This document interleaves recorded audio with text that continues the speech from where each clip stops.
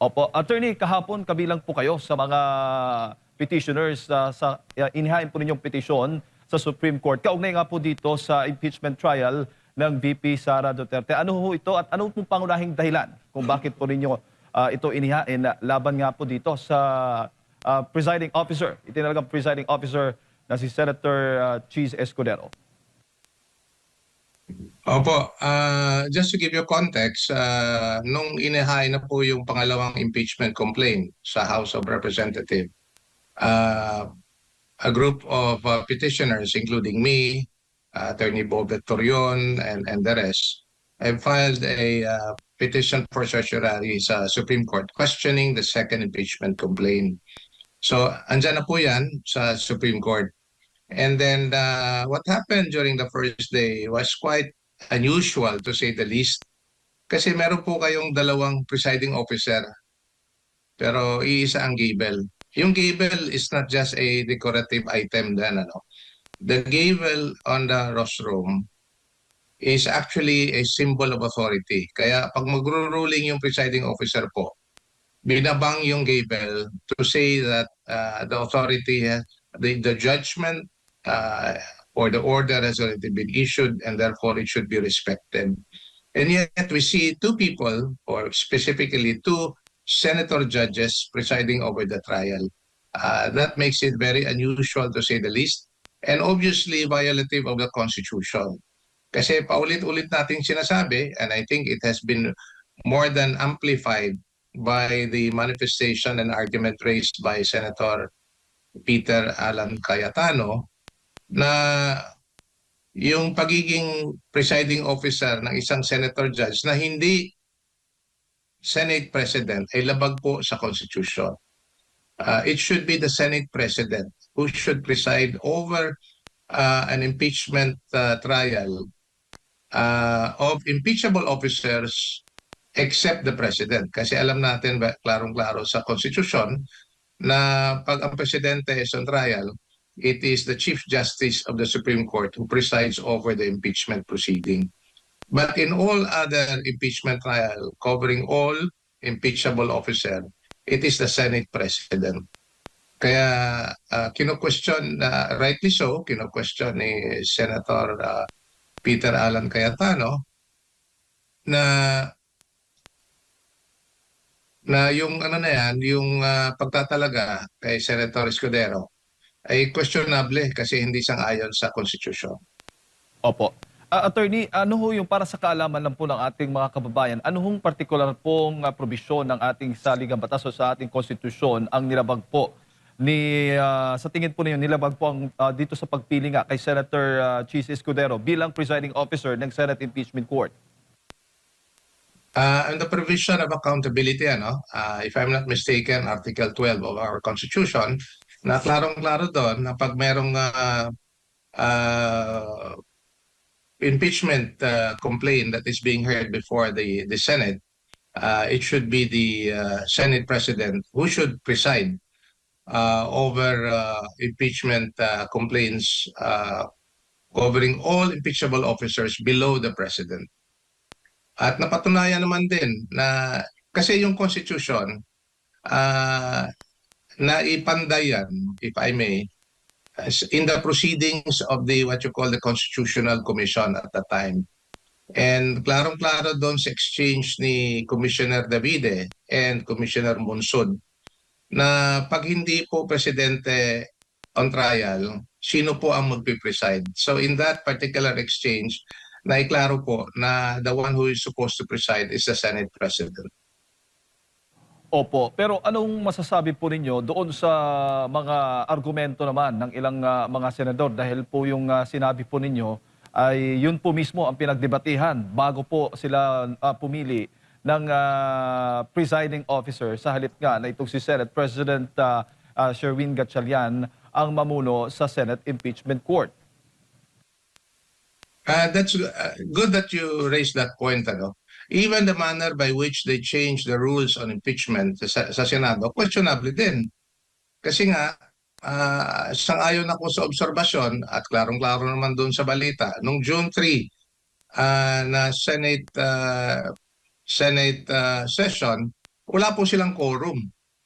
So kung wala kayong quorum, how can you convene a session in the Senate? So doon pa lang, questionable na. Pangalawa, it's a matter of procedure, according to Senator Cayetano, na when there is a motion that is supposed to be put on the table to be debated upon and voted by the members, it should be filed a day before. And there was none that was filed a day before. The motion to change the rules of the impeachment rules. So, yun, pangalawang rason naman na talagang questionable yung pag-iiba ng klarong-klaro sa saligang batas na it's supposed to be the Senate President who will preside over impeachment complaints covering all impeachable officers below the President. Opo. Meron pang mga naratibo, attorney, yung mga argumento po na tahimik daw, hindi malinaw, ang nakasaad sa ating batas na hindi naman nakalagay specifically na dapat Senate President lang yung magiging presiding officer. Meron po tayong tinatawag na pag hindi po malinaw yung batas, babalikan natin yung deliberation kung paano pinanday yung batas. So in the case of the Constitution, sinabi ko nga kanina, balikan natin yung deliberation ng Constitutional Commission, yung itinilaga ni dating Pangulong Cory Aquino para magpanday ng bagong konstitusyon after she assumed office in 1986. And that's precisely the point that was raised by Senator Cayetano, na during the exchange, si Commissioner Davide then would have wanted to make it very clear na pag in all other cases other than the President on trial in impeachment, kailangan yung Senate President ang mumumuno, ang presiding officer in that sense, no? Pero naiklaro na ni Commissioner Monsod na yun po ang ibig sabihin dyan. Ibig sabihin na pag hindi po yung presidente is the one on trial, then it should be the Senate President who is going to preside. Klarong-klaro po sa exchange in the deliberation of the Constitutional Commission na nagpanday ng ating Constitution. Opo. So no doubt about the intent of the Constitution in this particular case, in all impeachment complaints covering all impeachable officers below the President, that includes the Vice President, down below, it would be the Senate President who should preside. Why is that important? That is important kasi yung presiding officer po, siya yung nagmamando ng proceeding ng impeachment. And that is a very important role to play. He sets the order of the proceeding. He rules on matters that are raised by the parties, both by the complainant and the respondent. No?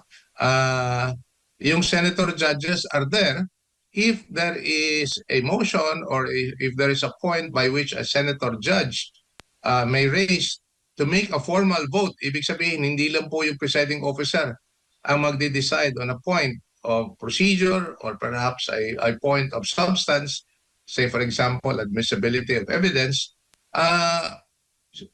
ilalagay sa botohan ng mga senator judges. Otherwise, it's the presiding officer who will rule on matters that are raised in the course of the proceeding.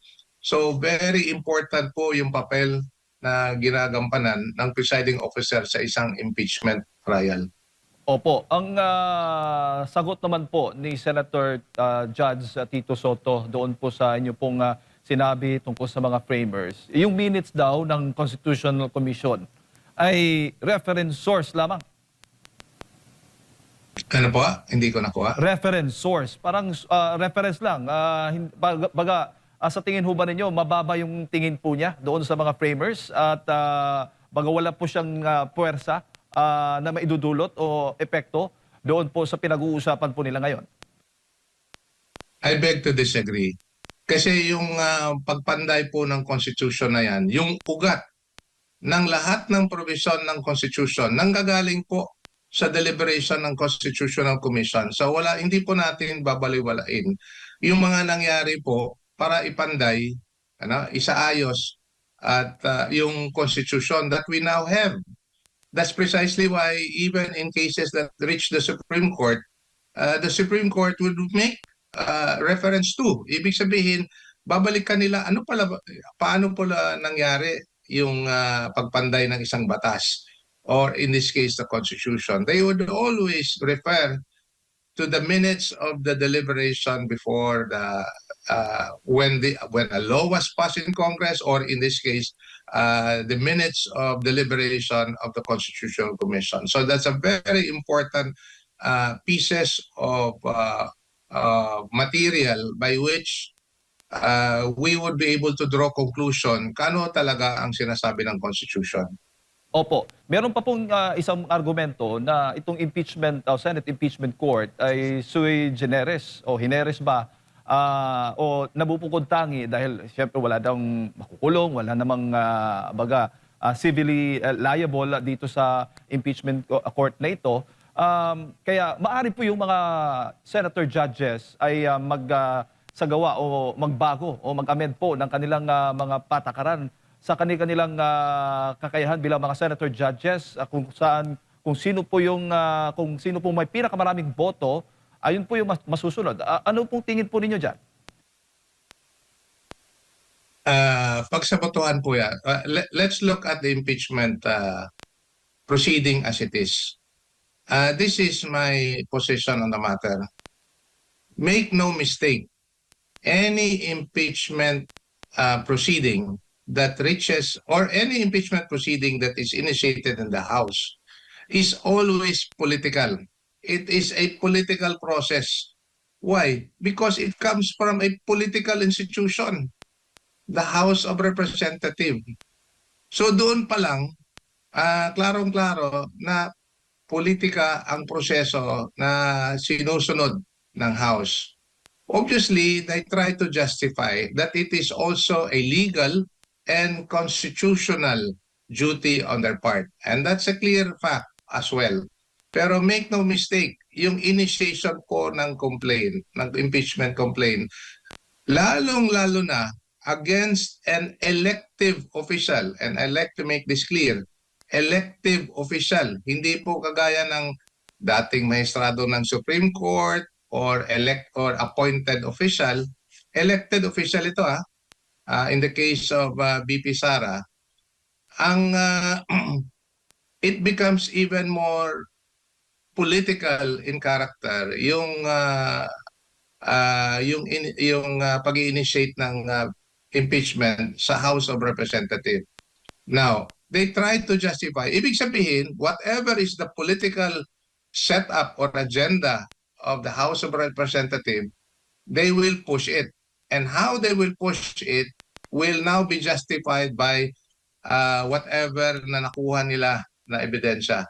By the way, yung nakuha nila na ebidensya, lumabag pa doon sa rules nila sa House. Kasi nga, insofar as the initiation of the complaint in the House, whatever evidence you may have in the House would only be limited to what was brought before them by the complainant of the impeachment complaints. If you recall, originally there were 4 impeachment complaints.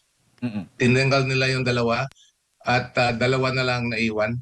So whatever the House Justice Committee would have discussed is only limited to the 4 square of the impeachment complaint that was brought before them. Nag-conduct pa sila ng mini trial, nagkuha pa sila ng ibang ebidensya. Obviously, that would be unfair to the respondent. And more importantly, because this is a political process, ang tinatamaan dito hindi lang po, especially in the case of BP Sara, ang tinatamaan dito hindi lang po si BP Sara. Ang tinatamaan dito, yung bumoto sa kanya, the 32 million voters who wanted her to stay as Vice President until the end of her term. So yun po ang klaro dyan. Now, bringing the case to the Senate, as you have said, and now it becomes, hindi mo mawawala yung political character ng prosesong ito. But nevertheless, makikita mo sa araw-araw na paglilitis yung tinatawag na legal at constitutional mechanism on trying to address accountability of the one on trial. So, yun po ang nakikita natin dyan. Pero sa likod nito na nakikita natin dito, huwag nating kalimutan kung ano yung pakay. What is the objective of all this? Is to remove the vice president, not to convict. Actually, the word that they use is convict. But actually, what it means is just to remove her from office. The common reference of conviction is may kaakibat na penalty, like you have to serve sentence in prison, so to speak, no? Pero ito wala. The only objective here is to remove her from her elective office, and that will disenfranchise 32 million Filipino voters. So yun po ang klaro dito. Opo. Attorney, habang nagpapatuloy o habang kini-question po ninyo itong legalidad nga ng pagpili sa presiding officer, ano yung magiging epekto naman po nitong inyong petisyon? I don't want to get into the merits of it kasi we have filed a supplemental manifestation and motion arising from this very recent event of the first day on trial na iba yung presiding officer. So we leave that to the Supreme Court to address the matter. Opo, opo. Bago ko lang ipasa kay Partner Admar, basta ang pinakalayunin lang din po ninyo ay pansamantala po munang ipatigil itong ginagawang impeachment proceedings doon po sa inyong petisyon. Among others po, among others, that is what we're trying to seek remedy from the Supreme Court. Attorney, mayong buntag si Admar po ito. Noong day 1 po, mismo ang presiding officer na si Senator Chis Escudero ang nagbigay linaw na tungkol doon sa threshold. No? And kahapon, muli siyang tinanong kung yun ba ay opinion lang or magiging ano na, kumbaga parang magiging ruling na ng impeachment trial at kinonfirm nga ito ng presiding officer. So, wala na tayong dapat pag-usapan pa sa threshold at hindi na ito mababago or pwede pa ito mababago sa pag-usad ng impeachment trial attorney sa kanila mismo dyan sa impeachment court? On that score, Admar, I give credit to Senator Chis Escudero sa paglilinaw na ginawa niya.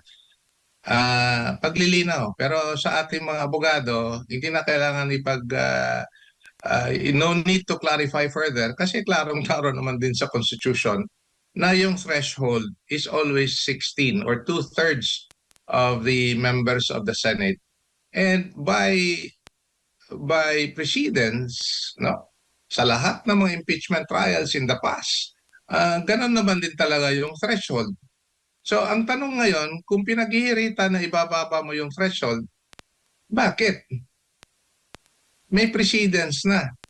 In all lahat, from panahon ng dating Pangulong Estrada, ni Chief Justice Corona, lahat. So ibig sabihin, why would you change the rules now?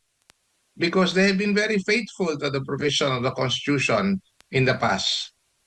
So there is only one obvious reason para medyo madali na ang paghahatol ng conviction laban kay VP Sara. I hope they will not tinker with that again. Pinaghihiritan, mahirap na paghihiritan kasi we are now again violating the Constitution insofar as that point of the threshold vote or conviction is concerned, or acquittal for that matter. Opo, nabanggit mo si Vice President Sara Duterte. Ano naman po yung inyo pong magiging opinion ukol nga po doon sa kanyang maikli pero malaman na pahayag na hinungot niya sa Invictus, in this bloodbath and bludgeoning, I will be blooded but unbowed. Maraming salamat, Attorney. I fully agree with that. Maintindihan ko yung VP Presidente. Alam naman din natin sa karamihan we have been following this episode in her life. I'm referring to the impeachment against her. Talagang binubugbog siya. At pag tinatanong siya, maikli lang ang sinasabi niya. Kung pwede nga lang, hindi na siya sasagot eh. So if you would try to look at, kayo na nasa media, from last year until now, uh, ilang beses ba lumalabas yung House Prosecutor o yung House of Representatives para bugbugin yung Vice Presidente sa harap ng publiko, sa harap ng media? I-compare mo yung katiting na mga instances ng Vice Presidente na lumabas sa media, sa publiko, na magkomento sa kanyang kaso. Malayong malayo po. Kaya I fully agree na talagang binubugbog siya. Pero knowing her character, she will be unbound till the end. Opo, at matapos nga po ito ay na nagkaroon ng pagnanais ang prosekusyon or paglilinaw kung magiging witness ba or magiging hostile witness ba or maaari bang maipatawag. Nagkaroon siya ng paglilinaw po doon sa impeachment court.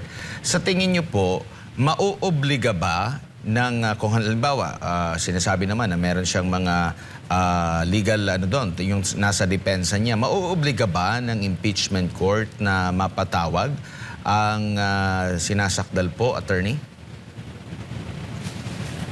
Depende po yan sa impeachment court. If they find the need to give that, given the need based on the reasoning of the argument of the prosecution, asking her to be a hostile witness. Pero iisa lang yung nakikita, merong pumasok sa isip sa ngayon. Bakit mo ipapatawag yung inaakasa mo titistigo para sa iyo? Napaisip lang ako, kulang ba yung ebidensya nila? Insofar as the evidence that they're trying to present before the impeachment court, na kailangan nilang ipapatawag yung inaakuso nila para titistigo para sa kanila. And you don't expect the respondent, even if she will be called as a hostile witness, you don't expect her to testify against of the prosecution who called a hostile witness. So napapatanong lang ako why the prosecutor or the prosecution would call on her to be a hostile witness. Kaya napaisip lang ko, kulang ba yung ebidensya nila? Dito po sa kahapon man, may motion po ang depensa na exclude itong testimonya nitong kanilang unang inipresentang agent na si Kalilong. Pero dinenied ito ng presiding officer citing the case of Inrayli versus Sandigan Bayan po. Kasi ang motion nila, hindi po daw kasali itong doon sa articles of impeachment na unang inihain po, no? Itong si Kalilong po, attorney. Ano po masasabi niyo rito? I like to take a step back. If you look at the trial now, it emanated from the House. And if you look at it similar to what is happening in our rules of court, ito po ay tinatawag nating preliminary investigation. There's been a lot of discussion on this one when the case was still with the House Justice Committee. So ibig sabihin, kung anong na-file at ipresenta ng complainant, yun lang po yung ebidensya na pwede mong dadalhin sa korte for that matter. So, kung totoo man na wala si Kalilong doon sa Justice House Committee, when they were still deliberating on the basis of the evidence that were brought before the House Justice Committee, tama lang na you would object to these evidence that are now brought before the impeachment court. Kasi nga wala doon, they did not present it during the committee hearing in the House of Representatives. But that being the case, the final arbiter as to whether a piece of evidence may be presented, not necessarily admitted in evidence, but presented para susuriin ng senator judges, nasa impeachment court po yan to decide. Opo. Attorney, dito naman po sa naging sentro din ng debate kung ipi-play o hindi ipi-play ang buo pong video ng nangyaring media conference kung saan doon hinugot yung mga sinasabing pagbabanta ni Vice President Sara Duterte. Kung kayo po, needed pa ba na i-play itong 2 oras na ito para makita yung konteksto kung bakit nabigkas, nabanggit yun ng pangalawang Pangulo?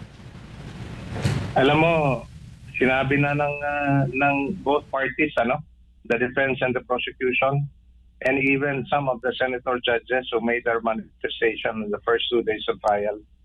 The trial is not just before the impeachment court, but also before the court of public opinion. Kaya mapaisip ka kung bakit pa yung prosecution gusto nilang ipalabas. Yung mismong, hindi lang ipalabas, you have to play it out in public for many who are watching this impeachment proceeding na makita na naman muli yung nangyari.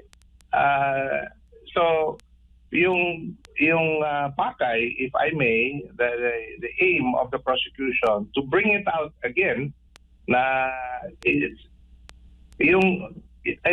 I like to put it in context again, Yung nangyari kasi when she was there at the house, talagang ginigipit sa doon.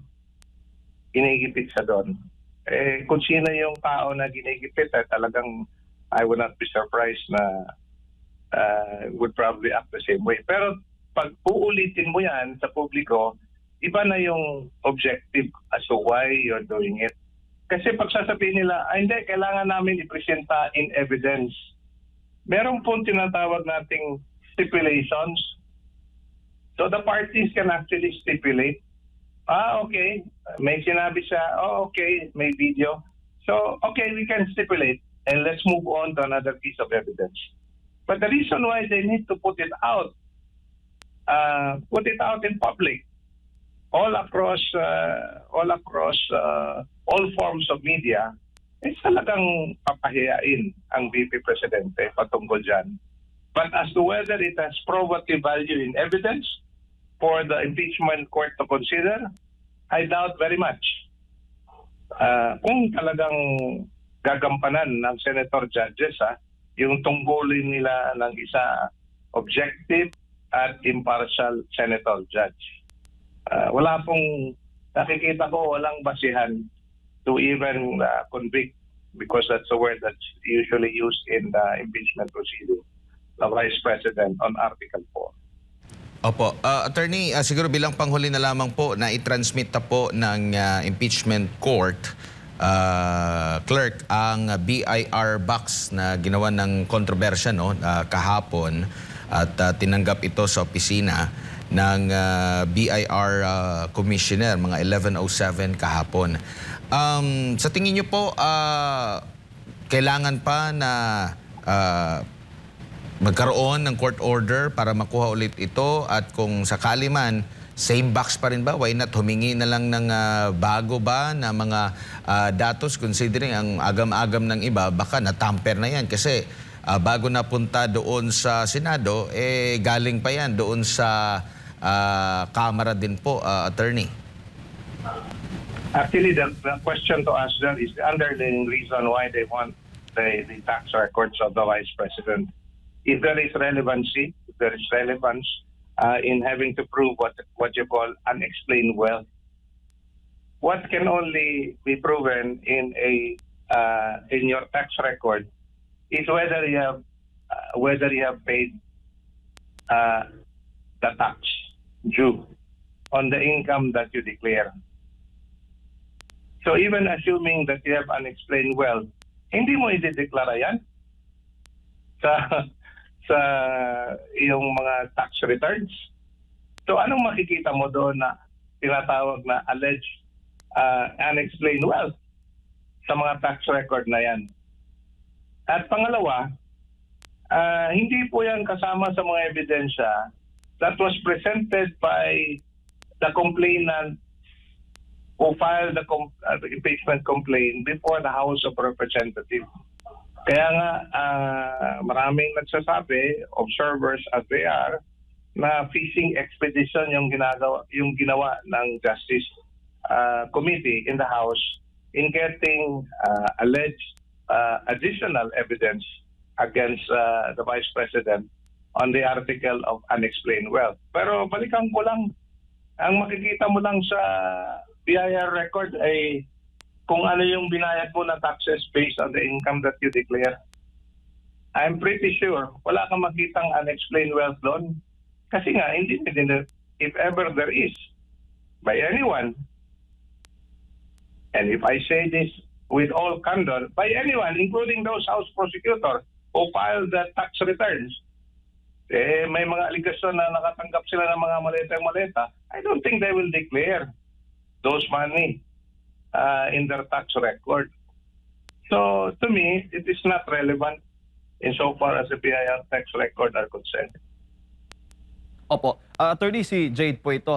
Follow-up questions lamang po, Attorney, tungkol po doon pa rin sa ikalawang araw po na impeachment trial. Kahapon po kasi, isa rin po sa mga naging highlight yung mga dokumento, no, na ino-object po ng depensa dahil hindi mga certified true copy daw at ito yung mga photocopy lamang. At ang sabi nga ng prosecution, ito yung medyo nakaka-catch up ng sa atensyon ng ating mga kababayan, yung photocopy kinukonsidera ng original daw. Meron silang ipinost na Supreme Court ruling that photocopy documents may be accepted in evidence. Pero may qualifier doon. Ibig sabihin, only if on the condition that there is no question as to the authenticity of the original. Wala silang naipresenta na original. What is now the basis of the photocopy? Because as a general rule, in any proceeding, in any court proceeding po, a photocopy cannot be considered evidence. No? It may become an exception na tatanggapin yung photocopy so long as the existence and authenticity of the original is not in question. Yun, siguro mahaba ang debate dahil nga hindi natin na-lay ang tinatawag dyan laying the basis of whether the photocopy is based on a existing and authentic original document. Opo. Ano hong masasabi po niyo at paano dapat tingnan po ng publiko yung patuloy pong pag-o-object? Ang dami pong objections ang ginawa ng depensa kahapon doon sa pagtatanong ng ginawa ng prosecution. Kabilang na nga dito sa mga dokumento. At yung sinasabi daw na misleading question, Attorney? Patungkol saan yung misleading? Hindi ko nakuha. Mga misleading questions na tinatanong po ng prosecution doon sa kanilang testigo. Kaya nag-o-object po yung depensa. Insofar, hindi ko lang nakuha yung konteksto as to what is the basis as to why that question is misleading or not. But I'd like to make reference to what you said about objections. Trabaho po ng abogado, both on the defense and the prosecution, to object if there is basis for objection. On the matter of relevancy, admissibility, competency of the evidence, trabaho po yan. Lalong-lalo na dito sa impeachment proceeding against VP Sara. Because hindi lang po yung mga senator judges na nakikinig. Hindi lang po yung mga abogado at mga partido ang nakikinig. Ang taong bayan po ang nakikinig. So it is best that all issues has to be ventilated. Issues that may be questionable has to be objected to. Para malaman ng taong bayan kung bakit nga pala nag-object. So yun po ang gusto nating malaman kung bakit kailangan mag-object. And that goes to both parties insofar as having to object on matters of evidence or on matters of procedure for that matter. Opo. At maaari ho ba sa regular na korte yung mga opening statement, manifestation ng prosecution at patungkol sa mga kaso o mga artikulo po nga pinag-uusapan at tininig po, Attorney? At tulad kahapon, yung depensa, umpisa pa lamang ng opening statement ng isang House prosecutor ay inobject na niya. Actually, hindi po sanay or it's not normal in a court proceeding where a lawyer, before they present the evidence, would make what you call an opening statement. What they normally do is they what you call make an offer in evidence. Ibig sabihin, kung magpipresenta ka ng testigo, sasabihin mo sa korte, Your Honor, we are presenting this witness to offer in evidence the following. So, ito yung po sasabihin niya, and these are the things that we will, from this witness, prove the elements of the crime. So, yung po ang usually minamanifest ng isang abogado before the court before he presents a witness, but not what you call an opening statement. Opo. Kasi yung opening statement, tapos na po tayo dun sa first day. And di ba, nag-opening statement yung prosecution Yes, sir. at saka yung depensa. So tapos na po tayo dun, yung opening statement. So ngayon, presentation of evidence, what the lawyer presenting the witness would do is just make an offer of testimony. Na ito po yung ititistigo ng testigo, it allowed to testify. Opo. Which is, yun naman po ang binigyang diin ng presiding officer na lahat po yung mga naging opening statement o yung mga sinasabi, ang objection na nag-manifest na ba yung prosecutors, sinasabi naman o itinuturing na hindi naman po yung ebidensya dapat magbatay o dapat pakinggan o pagbasihan po ng publiko yung mga sinasabi ng testigo. Yun po dapat, attorney. Tama po. Because that is the basis of the whole process of the impeachment proceeding is about evidence. Pero yung pabigat dyan, yung sinasabi ko kanina, yung pabigat dito is the fact na this is also a political process. So yun po yung pabigat dyan sa prosesong ito. Kung sa korte lang ito, wala yung pabigat na, politika yan. Dito, hindi mo talaga mawala sa palaisipan ng taong bayan, lalong-lalo na the one on trial is an elective official. Tatanggalin mo yung 32 million votes na bumoto sa kanya. Yan po yung epekto nitong impeachment trial na ito. Kaya hindi talaga mawala yan sa palaisipan ng taong bayan, lalong-lalo na doon sa bumoto sa kanya. Notwithstanding the fact that what we're seeing now in the last 2 days and in the next 60 days, na ito po ay isang trial. Tama po, isang trial. Pero, as you have said earlier, this is sui generis. Kasi kaibang trial po ito na nangyayari. Opo. Huli na lang, attorney, nananawagan po si Senator Judge Tito Soto III sa impeachment trial ni Vice President Duterte na huwag daw masyadong technicalahin. Dahil napapansin kasi mga legal technicalities, huwag daw masyadong doon sa patakaran kasi mas interesado ang taong bayan, ang publiko, doon sa mismong paglilitis. Ano naman po ang reaksyon ninyo? And then it affirms our observation that this is a political process.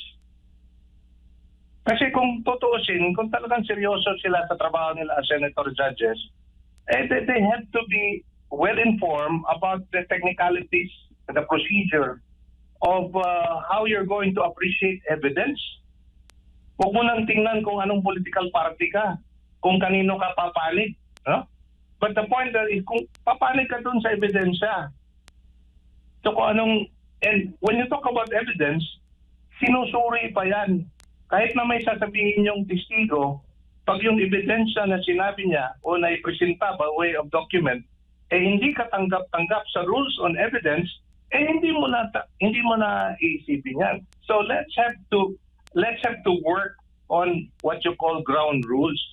You cannot do away with technical rules, especially on the rules on evidence.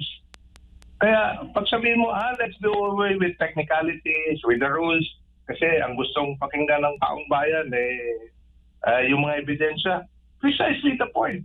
Okay? Kung tanggalin mo yung mga rules on evidence, mako-confirm yung palaisipan na it's all politics. Ayan ang mahirap doon. Nakukonfirma the fear that we have been thinking about for months now. And I hope that will not happen again. that the senator judges at this point in time will have to look at the evidence as they are. As they are. Hindi yung you're being swayed by your political affiliation.